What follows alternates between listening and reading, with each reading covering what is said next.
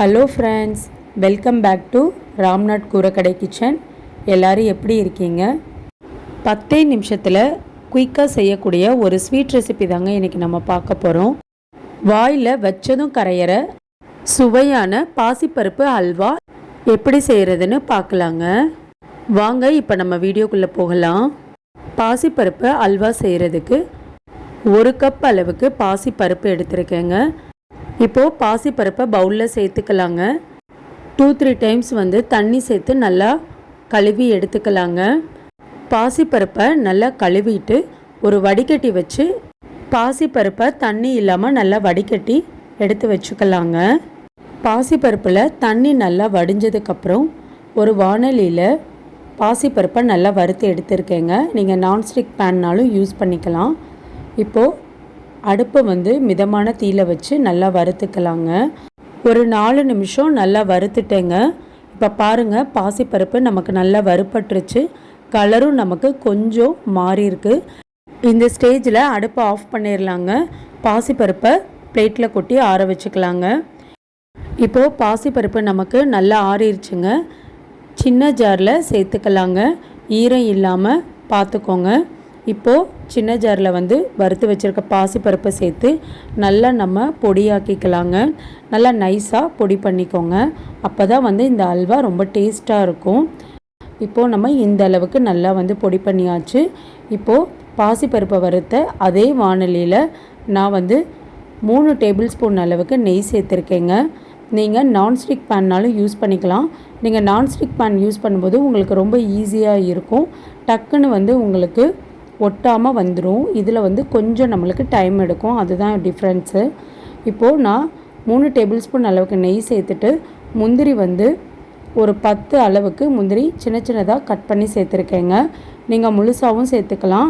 இதுக்கு பதிலாக நீங்கள் பாதாம் இல்லைன்னா பிஸ்தா கூட சேர்த்துக்கலாங்க. இப்போ முந்திரி இந்த அளவுக்கு வறுபட்டதுக்கப்புறம் எடுத்து தனியாக வச்சிடலாம். இப்போ அதே வாணலியில் 1 டேபிள் ஸ்பூன் அளவுக்கு ரவை, 1 டேபிள் ஸ்பூன் அளவுக்கு கடல மாவு சேர்த்து நல்லா மிதமான தீயிலையே வச்சு வறுத்துக்கலாங்க.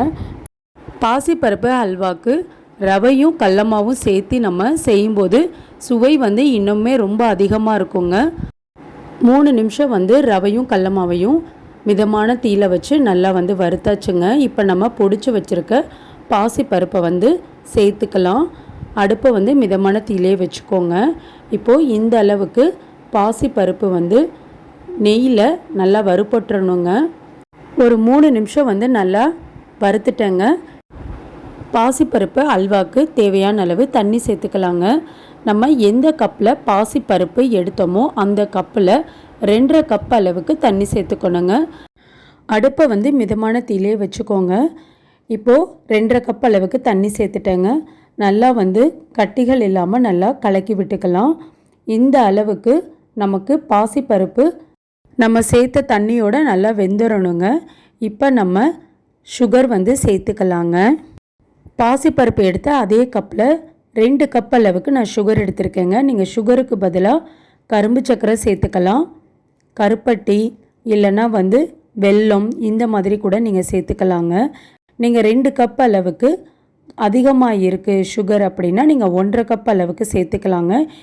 இப்போது சுகர் சேர்த்துட்டு நல்லா மிக்ஸ் பண்ணி விட்டுக்கலாங்க. சின்ன சின்ன கட்டிகள் தட்டாமல் பார்த்துக்கணும். இப்போ கைவிடாமல் நல்லா மிக்ஸ் பண்ணி விட்டாச்சுங்க. இனி நம்ம நெய் 3 டேபிள் ஸ்பூன் அளவுக்கு தான் சேர்த்துருக்கோம். இனி நம்ம கொஞ்சம் கொஞ்சமாக நெய் சேர்த்துக்கலாங்க. நம்ம பாசிப்பருப்பு எடுத்த கப்பில் 1/4 கப் அளவுக்கு நெய் நான் எடுத்து வச்சுருக்கேங்க. 3 டேபிள் ஸ்பூன் அளவுக்கு நெய் சேர்த்துக்கலாங்க. பாருங்கள், இந்த அளவுக்கு நல்லா கட்டிகள் இல்லாமல் நல்லா மிக்ஸ் பண்ணி விட்டுக்கணுங்க. 3 டேபிள் ஸ்பூன் அளவுக்கு நெய் சேர்த்துக்கலாங்க. நெய் சேர்த்துட்டு நல்லா கலந்து விட்டுக்கலாங்க. நெய் நம்மளுக்கு பாசிப்பருப்போடு கொஞ்சம் கொஞ்சமாக உறிஞ்சிரும் அந்த நெய்யை. அதுக்கப்புறம் ஒரு 3 நிமிஷத்துக்கு அப்புறம் திரும்ப நம்ம சேர்த்துக்கலாங்க. இப்போ நான் ஒரு 5 ஏலக்காயை பொடி பண்ணி சேர்த்துருக்கேன். அதோடையே ஒரு 3 டேபிள் ஸ்பூன் அளவுக்கு நெய்யும் சேர்த்துட்டேங்க. நீங்கள் ஏலக்காய் தூள் இருந்தாலும் சேர்த்துக்கலாம். நான் இன்றைக்கி ஏலக்காயை தட்டி சேர்த்துருக்கேன். வீட்டுக்கு உறம்பறை யாரும் வந்துட்டாங்கன்னா டக்குன்னு இந்த மாதிரி ஒரு ஹல்வா செஞ்சு கொடுத்து அசத்திடலாங்க. இனி 3 டேபிள் ஸ்பூன் அளவுக்கு நெய் சேர்த்துக்கலாங்க. கொஞ்சம் கொஞ்சமாக சேர்த்து செஞ்சால் தான் அல்வாவும் நல்லா டேஸ்ட்டாக இருக்குங்க. எடுத்ததுமே நம்ம எல்லா நெய்யும் சேர்த்திடக்கூடாது. இப்போது நல்லா கிளறிக்கலாங்க. அடுப்பை மிதமான தீயிலே வச்சுக்கலாங்க. இந்த பாசிப்பருப்பு ஹல்வா பிகினர்ஸ் கூட ரொம்ப ஈஸியாக ட்ரை பண்ணலாங்க. இப்போது மீதம் எடுத்து வச்சுருந்த நெய்யும் சேர்த்துக்கலாங்க. 1/4 கப் அளவுக்கு நான் இப்போ நெய் சேர்த்துட்டுருக்கேன். அவ்வளோதாங்க. இனி நம்ம மிதமான தீயில வச்சு நல்லா கிளறிக்கலாங்க. இப்போது ரொம்ப டேஸ்டியான பாசிப்பருப்பு அல்வா 10 நிமிஷத்தில் நம்ம ரெடி பண்ணிட்டோங்க. இதோட பதம் நம்ம கரண்டியில் எடுத்து பார்த்தோன்னா இப்படி நல்லா ஒட்டாமல் விழுங்க. அவ்வளோதான் இதோட பதம். நெய்யில் வறுத்து வச்சுருக்க முந்திரி பருப்பை சேர்த்துக்கலாங்க. அவ்வளோதாங்க. வாயில் வச்சதும் கரையக்கூடிய பாசிப்பருப்பு அல்வா குயிக்காக நம்ம ரெடி பண்ணியாச்சு. நீங்களும் வீட்டில் செஞ்சு பாருங்கள். செஞ்சு பார்த்துட்டு எப்படி இருந்ததுன்னு உங்கள் கமெண்ட்ஸை எனக்கு சொல்லுங்கள். நீங்கள் இப்போ தான் நம்ம சேனலை ஃபர்ஸ்ட் டைம் பார்க்குறீங்கன்னா ராம்நாட் கூரக்கடை கிச்சனை சப்ஸ்கிரைப் பண்ணிக்கோங்க. பக்கத்தில் இருக்க பெல் ஐக்கானை கிளிக் பண்ணிவிட்டு ஆல்ன்ற ஆப்ஷனை டிக் பண்ணிக்கோங்க. அப்போ தான் நான் போடுற புது ரெசிபிஸ் நோட்டிஃபிகேஷனில் உங்களுக்கு உடனுக்குடனே வரும். இந்த வீடியோ உங்களுக்கு பிடிச்சிருந்ததுன்னா லைக் பண்ணுங்கள். உங்கள் ஃப்ரெண்ட்ஸ் அண்ட் ஃபேமிலிக்கும் ஷேர் பண்ணுங்கள். இனி நான் வேறு ஒரு இன்ட்ரெஸ்டிங்கான ரெசிபியில் உங்களை நான் மீட் பண்ணுறேன். தேங்க்யூ ஃபார் வாட்சிங் ஃப்ரெண்ட்ஸ்.